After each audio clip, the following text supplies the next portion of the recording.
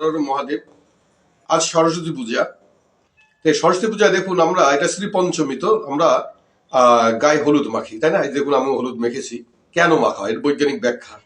অনেক মানুষ আছে যারা সনাতন ধর্মের মধ্যে একমাত্র বিজ্ঞানকে খোঁজার চেষ্টা করে, তাদের জন্য বলি, এই দীর্ঘ শীত গেল, দীর্ঘ শীতে কি হয়, আমরা কিন্তু সাধারণত একটু কুড়েমি ভাব, শীত ভয়, আমরা সেইভাবে গায়ে সাবান দিই না, তো এটা হয় কিছু মানুষ, লজ্জার কিছু নেই হয়তো বা।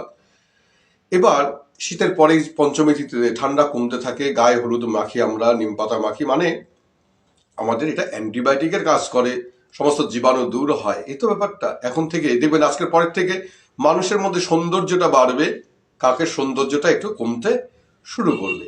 এটা একটা ব্যাখ্যা বলা যেতে পারে। হর হর মহাদেব। अगर इस वीडियो में आपको कुछ भी अच्छा लगा है तो इस वीडियो को लाइक कीजिए, मेरे चैनल को सब्सक्राइब कीजिए और इस पर एक प्यारा सा कमेंट कर दीजिए और इस वीडियो को अपने दोस्तों के बीच शेयर करना बिल्कुल मत भूलिएगा। Thank you.